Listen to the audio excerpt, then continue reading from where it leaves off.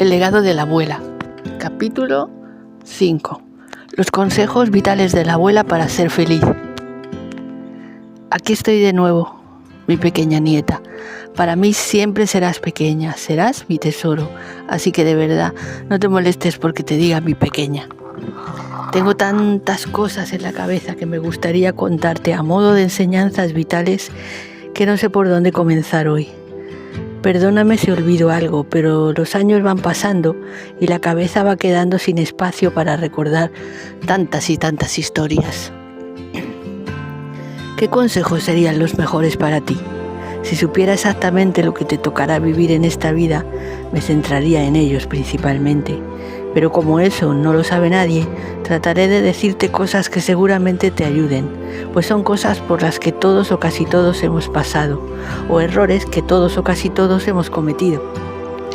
Por ejemplo, me gustaría que tuvieras en cuenta cuando tengas una racha mala que el motivo de ello no es que la vida quiera molestarte o hacerte mal, o que tú seas portadora de una constante mala suerte. Yo he aprendido que todo lo que nos pasa viene, aunque no lo comprendamos en ese momento, para ayudarnos a crecer y a mejorar. Las circunstancias sirven para guiarnos, nos ayudan a cambiar y a hacernos mejores personas. Por eso, a mi querida nieta, nunca bajo ningún motivo debes perder la esperanza. Sino todo lo contrario, la esperanza debe convertirse en tu motor para seguir avanzando, para seguir hacia adelante, viviendo y descubriendo todo lo que la vida te tiene preparado. Conocí a un chico durante mis tiempos de estudiante de universidad que era la bondad personificada, como suelen decir. Más que bueno, a veces parecía algo tonto, pero no era tonto, sino infinitamente bueno. Pues bien, ese chico, Ángel, creo recordar que se llamaba así, se enamoró de una chica. Aunque al principio parecía que se querían mucho y que serían el uno para el otro, la chica fue cambiando y fue dando su verdadera cara a conocer. Ángel siempre estuvo enamorado de ella, pero parecía ser que ella no tanto de él. La vida con aquella chica se convirtió en un infierno para mi amigo. Todos veíamos en la universidad que se estaba aprovechando de él, todos menos él, que iba tras ella como un muerto de hambre detrás de una barra de pan. Ella le sacaba el dinero, salía con otros chicos, lo engañaba diciendo que se tenía que ir fuera por una oferta de trabajo, aunque en realidad se pasaba días entre fiestas, alcohol y drogas. Pero cuando volvía transformaba su persona en otra chica, en una chica enamorada de cara a mi compañero, y él caía rendido de nuevo a sus pies. Un día, cuando ya vivían juntos desde hacía 2 años, ella le dijo que no podía seguir con él, que estaba confusa y que necesitaba tiempo para recapacitar sobre su relación. Él se lo creyó, y siempre pensando en el bien de ella, el amor es ciego. Se marchó a casa de sus padres un tiempo para que ella se quedara sola en ese piso donde vivían y pudiera reflexionar como le había pedido. Ángel pasó 4 meses en casa de sus padres, hablando cada día con ella por teléfono y deseando volver a su lado. Hasta que un día, un vecino de la casa donde estaba ella lo llamó por teléfono y le dijo que le aconsejaba que volviera a su casa, porque su novia se estaba pegando unas fiestas enormes. Siempre había jaleo en aquella casa. Ángel, alarmado por lo que su vecino le había dicho, llamó de inmediato a su chica y le dijo que iba a ir a su casa y que ya había pasado mucho tiempo para que ella pudiera haber decidido qué haría respecto a su relación. Ella se enfureció y le gritó como una loca. No quería que volviera bajo ningún concepto y él colgó el teléfono.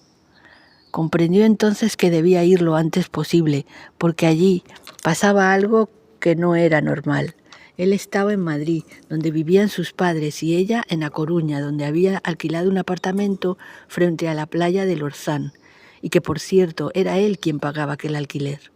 Les comunicó a sus padres que debía volver a Coruña con su chica. Ellos se apenaron, pero lo comprendieron. Sacó un billete de tren y se puso a preparar sus maletas para salir al día siguiente.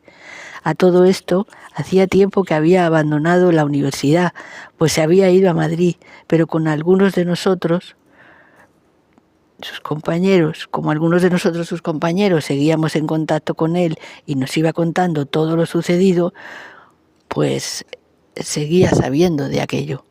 Yo le decía una y otra vez, una y mil veces, que aquella chica no lo quería, que no era para él y que se merecía mucho más, pero él seguía totalmente enganchado a ella y se pasaba el día buscando excusas para todo lo que ella hacía, que en el fondo él tampoco comprendía ni veía lógico.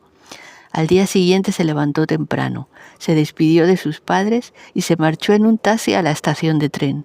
Tras 5 o 6 horas de viaje, no lo recuerdo bien, Ángel llegó a Coruña. Estaba muy nervioso, iba a volver a verla, pero no sabía cómo le recibiría. ¿Cómo le recibiría después de la última conversación telefónica? Finalmente llegó a la casa. Su corazón latía a 1000 por hora. Metió la llave en la cerradura y abrió aquella puerta muy lentamente, intentando escuchar si había alguien dentro o no. Finalmente llegó a la casa. Su corazón latía a 1000 por hora. Abrió la puerta. Cuando finalmente se dio cuenta de que allí no había nadie. Todo estaba en silencio, pero había huellas de que había habido mucha gente antes. La cocina estaba llena de basura, el fregadero hasta arriba de cacharros sucios, con la comida pegada. El mal olor era insoportable. Se dirigió después al salón y cuál fue su sorpresa cuando vio bolsas de viaje apiñadas en un rincón con ropa de alguien que no conocía. Todo estaba desordenado, había ceniceros llenos de colillas. Abrió la puerta del mueble del comedor y las botellas de alcohol apenas cabían, whisky, ginebra, ron, había de todo. El corazón de Ángel se iba resquebrajando al tiempo que iba avanzando por su propia casa. Pero cuando finalmente se rompió del todo, fue cuando entró a lo que se suponía que era su dormitorio. Vio sobre su mesilla un bote de colonia de hombre que no era el suyo. Apenas podía respirar, pero siguió buscando.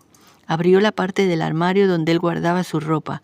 No había ni una sola prenda de él colgada, sino que estaba todo amontonado en la parte superior del armario, mientras que colgada en las perchas había ropa de hombre que no era suya. Chaquetas, trajes, camisas. Se tiró a la cama y rompió a llorar desconsoladamente. Se sentía el hombre más estúpido de la tierra. Se había marchado de allí para dejarla a ella reflexionar y aclararse sobre su relación. Había suplicado cada día y cada noche que ella le pidiera volver lo antes posible, mientras que ella ya estaba viviendo otra vida con otra persona en un piso que pagaba él. Se quedó dormido llorando en aquella cama. Cuando despertó ya estaba anocheciendo y por allí no había aparecido nadie. Cogió el teléfono y la llamó. Le preguntó dónde estaba. Le dijo que tenía que hablar, pero ella le contestó que estaba en casa de su cuñada y que se iba a quedar allí unos días hasta que él se fuera, porque no quería saber nada de él. El corazón de Ángel se partió definitivamente en 1000 pedazos, pero todavía tuvo fuerza para ir a la casa donde estaba ella, porque no podía dejar que todo aquello terminara así sin hablar. Cuando Ángel llegó a la puerta de aquella casa, se paró en seco, cerró los ojos, respiró profundamente varias veces y cuando se sintió preparado llamó al timbre. Dentro se escuchaban voces, no podía imaginar lo que iba a descubrir cuando aquella puerta se abriera. Se imaginaba que estaría ella con su cuñada charlando en el salón. La puerta se abrió. Al otro lado la cuñada. «Hola Ángel, ¿qué tal? Dame 2 besos». Él avanzó hacia el salón y su respiración se paró de golpe. Su vista se nubló por unos instantes cuando se encontró frente a él a su chica encima de las piernas de otro hombre, muy acaramelados y besándose. Intentó aguantar el tipo, aunque por dentro estaba destrozado. «Hola». «Venga, tenemos que hablar», exclamó Ángel. «Te he dicho que no quiero saber nada de ti», respondió ella. «Te he dicho que no vinieras». «Pero eso no es lo que me dijiste cuando me fui a Madrid. Tenemos que hablar de todo eso». «No tenemos que hablar de nada. Ya ves que no quiero estar contigo». Ella no se movió ni un ápice de los brazos de aquel hombre. Entonces Ángel exclamó: «Muy bien, Si eso es lo que quieres, voy a recoger todo lo que es mío de aquella casa. Llamaré al casero, le devolveré las llaves y me iré. ¡No!, exclamó ella levantándose de golpe. Yo voy a seguir viviendo ahí. Vete tú y déjame en paz. Pero Ángel, a pesar de su gran dolor, en ese momento tuvo las cosas claras. Yo alquilé esa casa y yo la estoy pagando. Si ya no estamos juntos, la devolveré. Y si quieres seguir ahí, habla con el casero y firma otro contrato. Adiós. Y sin volver a mirar atrás se fue corriendo, bajando por las escaleras del edificio y llorando a moco tendido. Bueno, ya todo lo demás puedes imaginártelo, mi querida nieta. Ángel se volvió a Madrid y comenzó una nueva vida, aunque le costó mucho tiempo de llantos, tristeza y total desolación.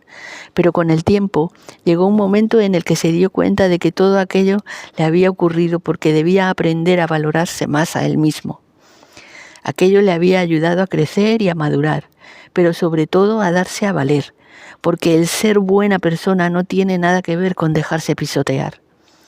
Es por eso por lo que te digo, Ana, que todo lo que nos pasa, aunque a simple vista a veces creamos que es malo o que tenemos mala suerte, en realidad nos ocurre para enseñarnos, para ayudarnos a crecer y a avanzar en la vida.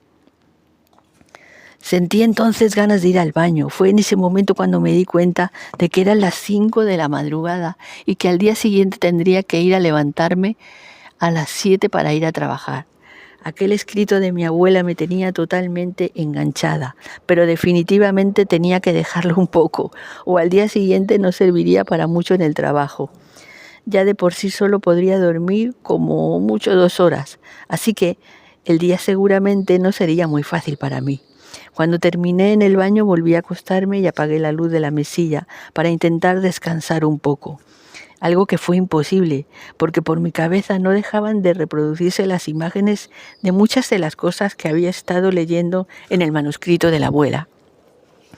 Las 2 horas que me restaban para poder dormir y descansar, antes de levantarme para comenzar de nuevo un nuevo día y mancharme al trabajo, las pasé dando vueltas en la cama de un lado a otro, hasta que finalmente sonó el despertador. Como pude me levanté y me dispuse a comenzar un día en el que sabía que sería difícil mantenerme en pie, aunque por otro lado estaba emocionada de saber tantas cosas como estaba descubriendo de la vida de mi abuela. Si os ha gustado este capítulo, no olvidéis ponerme un like, que me ayudará muchísimo. Y si no os habéis suscrito, suscribiros y darle a la campanita, que viene otro de camino que os va a encantar. Vamos, dadme muchos likes y a por el próximo capítulo. ¿Qué nos enseñará la abuela esta vez? ¿Qué le enseñará a Ana, la abuela, en el próximo capítulo?